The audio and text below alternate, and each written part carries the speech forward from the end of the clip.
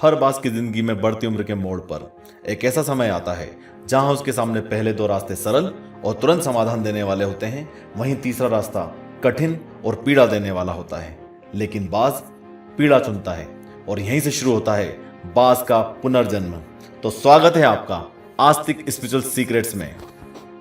दोस्तों, हमारी जिंदगी में कई ऐसे मौके आते हैं जब हमें परेशानियों का सामना करना पड़ता है। कई लोग तो जीवन में संघर्ष कर आगे निकल जाते हैं और कई अपने हालातों से हार मानकर खुद को जिंदगी के हवाले कर देते हैं। ऐसे में हमारी जिंदगी और हमारा खुद का कोई वजूद नहीं रहता। दुनिया उसी को सलाम करती है जो अपने कलाम खुद लिखते हैं। सिर्फ इंसान ही नहीं, कुदरत में हर प्राणी के साथ ऐसा होता है। तो आइए जानते हैं बाज के जीवन से जुड़ा आश्चर्यजनक किंतु एक ऐसा सत्य जो हम सबको प्रेरणा देगा।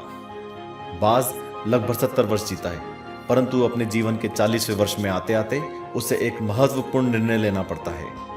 इस अवस्था में उसके शरीर के तीनों प्रमुख अंग बेअसर होने लगते हैं। पहला, पंजे लंबे और लचीले हो जाते हैं और शिकार पर पकड़ बनाने में कमजोर होने लगते हैं। दूसरा, चोंच आगे की ओर मुड़ जाती है और भोजन निगलने में मुश्किलें पैदा होने लगती है। तीसरा, पंख भारी हो जाते हैं और सीने से चिपकने के कारण पूरे खुल नहीं पाते हैं, उड़ाने सीमित कर देते हैं। भोजन ढूंढना, भोजन पकड़ना और भोजन खाना, तीनों प्रक्रियाएं अपनी धार खोने लगती है। उसके पास 3 ही रास्ते बचते हैं, या तो शरीर छोड़ दे, या अपनी प्रवृत्ति छोड़ गिद्ध की तरह त्यागे हुए भोजन पर निर्भर हो जाए, या फिर स्वयं को फिर से स्थापित करे आकाश के साफ तौर से जाहिर बादशाह के रूप में। जहां पहले 2 रास्ते सरल और तुरंत समाधान देने वाले हैं, वहीं तीसरा अत्यंत पीड़ादायी और लंबा। बाज पीड़ा चुनता है और स्वयं को फिर से स्थापित करता है। वह किसी ऊंचे पहाड़ पर जाता है, एकांत में अपना घोंसला बनाता है और तब शुरू करता है पूरी प्रक्रिया। सबसे पहले वह अपनी चोंच चट्टान पर मार मार कर तोड़ देता है। अपनी चोंच तोड़ने से अधिक पीड़ादायक कुछ भी नहीं पक्षीराज के लिए। अब वह इंतजार करता है चोंच के फिर से उगाने की।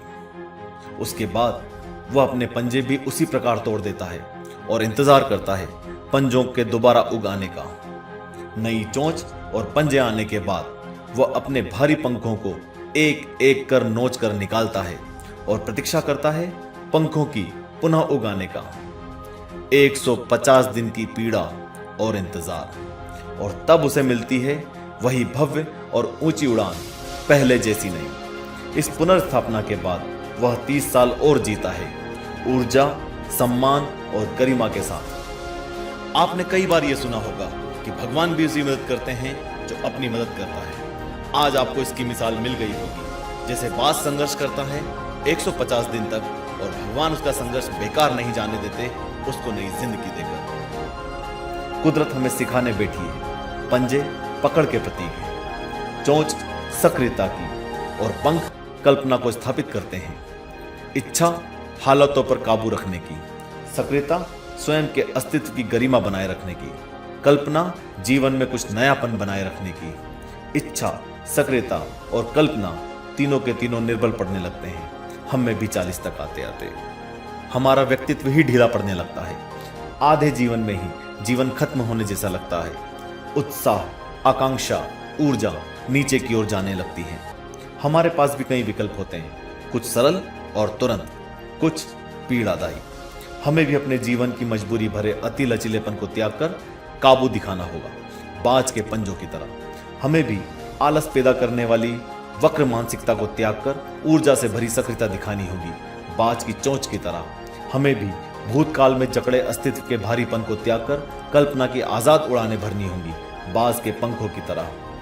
150 दिन ना सही तो 1 माह ही बिताया जाए स्वयं को दोबारा स्थापित करने में। जो शरीर और मन से चिपका हुआ है उसे तोड़ने और नोचने में पीड़ा तो होगी ही, बाज तब उड़ाने भरने को तैयार होंगे। इस बार उड़ाने और ऊंची होंगी, अनुभवी होंगी और अनंत की ओर जाएंगी। जीत तक जंग जारी रहेगी। इसी तरह के रोचक और दिलचस्प वीडियो देखने के लिए हमारे चैनल को अभी सब्सक्राइब करें और नीचे बने बेल आइकन पर क्लिक करें। और हमारे दूसरे दिलचस्प वीडियो देखने के लिए आपके स्क्रीन पर दिखाए जा रहे हमारे दूसरे वीडियोस के लिंक पर क्लिक करें।